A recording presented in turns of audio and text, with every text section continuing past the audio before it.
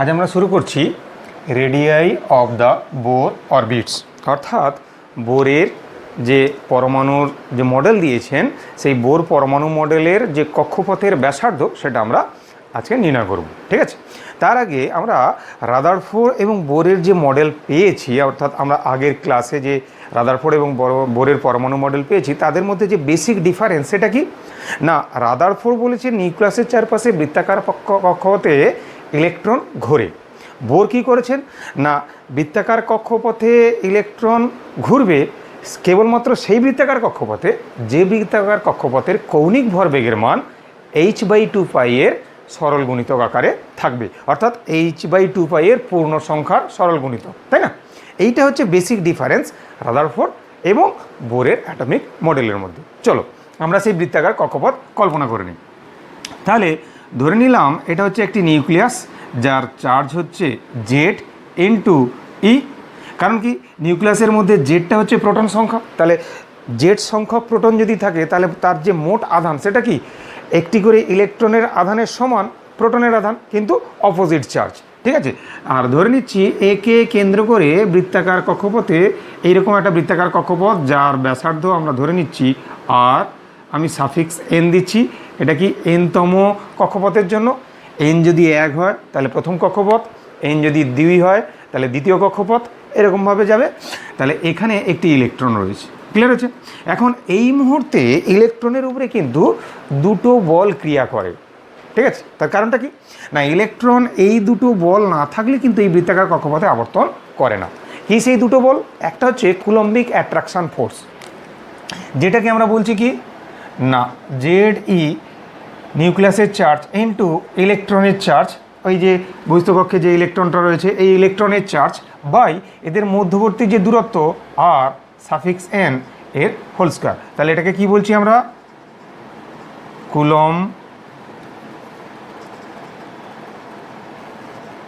কুলম্বিক attraction force. এইটা equals to আমরা কি বলছি, সেন্ট্রিফিউগাল ফোর্স। আর একটা ফোর্স কি করছে না, এই বরাবর যদি ইলেকট্রনের গতিবেগ হয় আর একটা ফোর্স বাইরের দিকে ইলেকট্রনকে টানছে, ক্লিয়ার হচ্ছে?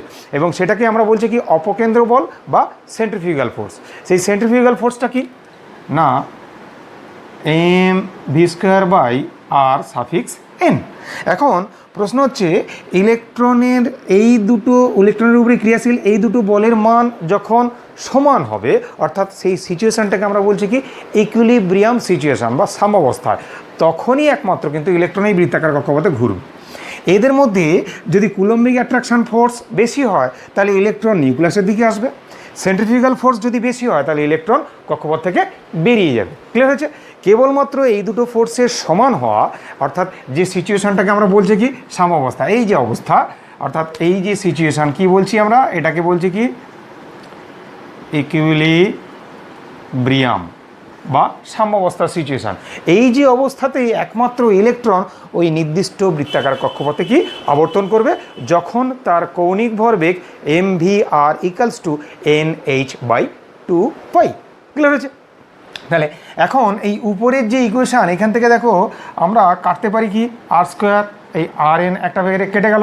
এখান থেকে যদি আমরা v²টাকে বের করে নেই, v² সমান আমরা বলতে পারি কি না Z²/mrn, তাই না?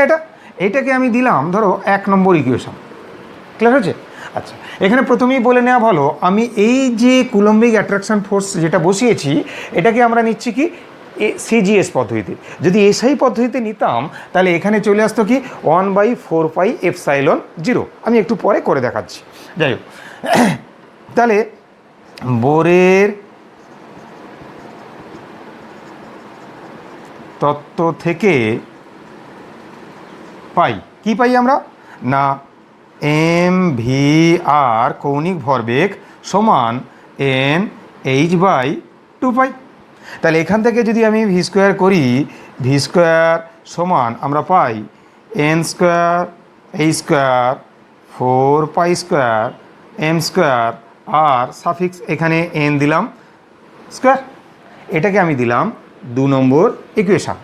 এবার দেখো এই 1 নম্বর এবং 2 নম্বর ইকুয়েশনটাকে যদি আমরা তুলনা করি, কারণ এখান থেকেও ভি স্কোয়ার পাচ্ছি, এখান থেকেও ভি স্কোয়ার পাচ্ছি, তাহলে এইটা ইকুয়ালস টু এটা লেখা যায়। ঠিক আছে, তাহলে আমি সেইটাই লিখছি।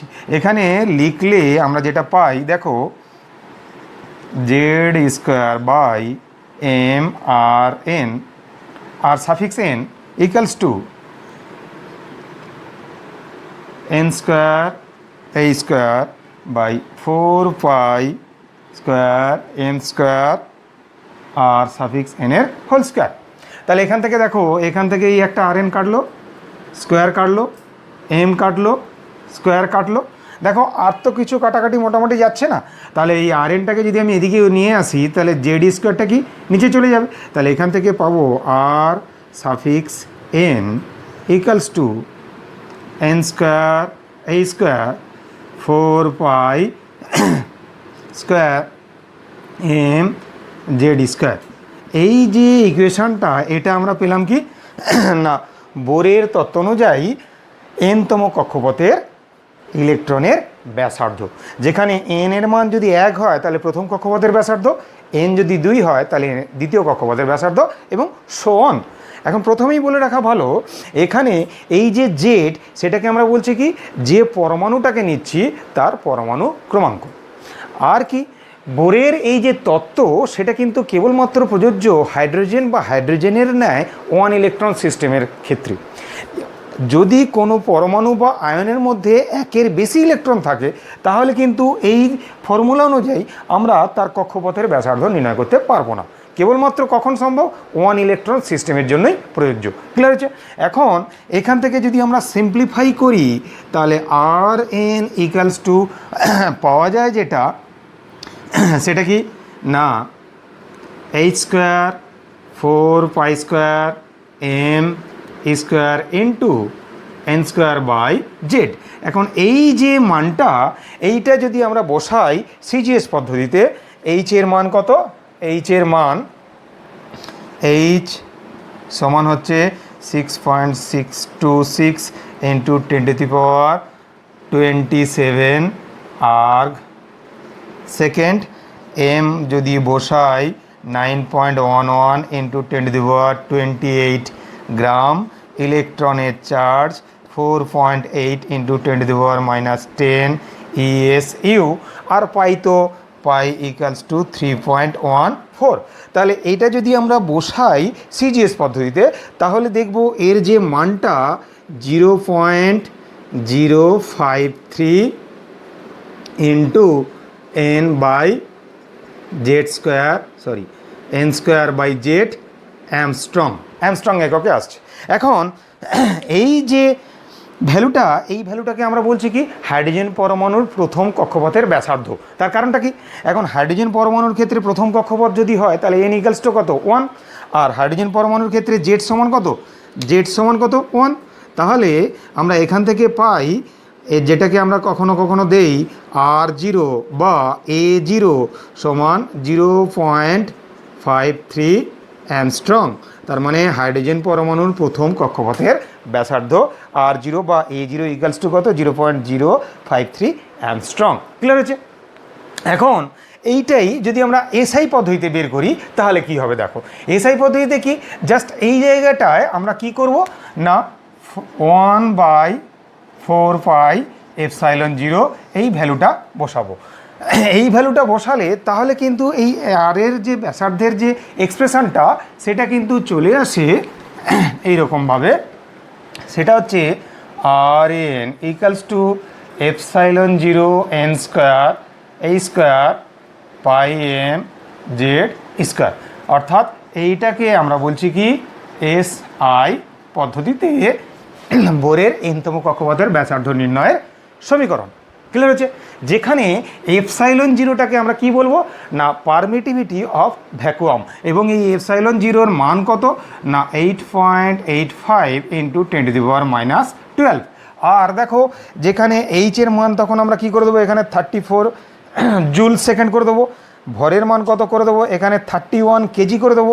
আর ইলেকট্রনের যে চার্জ, সেটা কিন্তু 4.8 নেবো না, সেটা কি 1.6 ইন্টু 10⁻19 কুলম করে দেবো। তাহলে সেটা করলেও দেখবে আমরা যেটা পাবো সেটা হচ্ছে R0 বা A0 অর্থাৎ হাইড্রোজেন পরমাণুর ক্ষেত্রে অবশ্যই এখানে কি দিয়ে দিচ্ছি, হাইড্রোজেন দিয়ে দিচ্ছি আমি হাইড্রোজেন পরমাণুর ক্ষেত্রে, তাহলে কত 0.053 অ্যাংস্ট্রং। দেখো সিজিএস নাও আর এসআই নাও, পরমাণুর যে ব্যাসার্ধ সেটা তো আর পাল্টাবে না, সেটা একই ভ্যালু আসবে। দেখো আমরা সমস্যায় চলে এসেছি, সেটা কি না, বোরের তত্ত্ব থেকে হিলিয়াম প্লাস আয়নের আকার নির্ণয় করো। তাহলে এখানে প্রথমেই আমরা জেনে নেব এই হিলিয়াম প্লাস আয়ন বোরের তত্ত্ব খাটে কিনা। দেখো হিলিয়াম যার পরমাণু ক্রমাঙ্ক আমরা জেড সমান কি জানি 2, তার মানে হিলিয়ামের দুটো ইলেকট্রন রয়েছে, একটি ইলেকট্রন যদি বেরিয়ে যায় তাহলে হিলিয়াম প্লাস 1 মানে 1 ইলেকট্রন সিস্টেম, তার মানে বোরের তত্ত্ব খাটবে। তার মানে বোরের যে সমীকরণ সেই সমীকরণ প্রয়োগ করে আমরা হিলিয়ামের পরমাণুর যে ব্যাসার্ধ বা পারমাণবিক ব্যাসার্ধ সেটা কিন্তু বের করতে পারি। এখন বোরের হিলিয়ামের এই যে দুটো ইলেকট্রন সেটা কোথায় থাকে, প্রথম কক্ষপথেই থাকে, কারণ হিলিয়ামের যদি ইলেকট্রন বিন্যাস দেখি আমরা 1s2, ক্লিয়ার, আমরা এই অধ্যায়ে এই ইলেকট্রন বিন্যাসটা শিখবো, ঠিক আছে। তাহলে প্রথম কক্ষপথেই দুটো ইলেকট্রন থাকছে, তার মানে প্রথম কক্ষপথের যে ব্যাসার্ধ সেটা যদি বের করতে পারি। এখন একটু আগেই দেখো আমরা ইকুয়েশন বের করেছিলাম, মনে পড়ছে? তাহলে এখান থেকে আমরা বলতে পারি আর হিলিয়াম প্লাস ইকুয়ালস টু আমরা কি লিখবো, আচ্ছা প্রথমে আর এন লিখছি আমি, তারপরে হিলিয়াম প্লাস লিখছি। সেখান থেকে আমরা পেয়েছিলাম কি এন স্কোয়ার এই square 4 pi m pi square m Z square. তাহলে এখান থেকে দেখো আমরা আর হিলিয়াম প্লাস করে দিচ্ছি। হিলিয়াম প্লাসের ক্ষেত্রে যদি হয় তাহলে আমরা এই যে ভ্যালুটা পাচ্ছি অর্থাৎ এই square 4 pi square M square, এই যে ভ্যালুটা এটা কি কনস্ট্যান্ট ভ্যালু ছিল, একটু আগেই দেখো দেখিয়েছি, ইনটু আমরা কি পাচ্ছি এন স্কোয়ার জেড। তাহলে এখান থেকে পাই কি 0.53 বা এটাকেই আমরা বলছি কি A0 হাইড্রোজেন পরমাণুর প্রথম কক্ষপথের ব্যাসার্ধ, A0 ইনটু আমরা কি পাচ্ছি এন। এন মানে কি হিলিয়ামের জন্য এনের ভ্যালু কত 1, তার কারণটা কি প্রথম কক্ষপথ, তাহলে এখানে দিয়ে দেবো n ইকালস টু 1, তাহলে 1 বাই কত 2, তার কারণটা কি জেড কত 2, তার মানে আমরা বলতে পারি A0 by 2 that is 0.53/2 Armstrong, তার মানে আসবে 0.265 অ্যামস্ট্রং। তার মানে বুঝতেই পারছো একটা হিলিয়াম প্লাস আয়নের যে পারমাণবিক ব্যাসার্ধ বা পরমাণুর আকার একটা হাইড্রোজেন পরমাণুর অর্ধেক।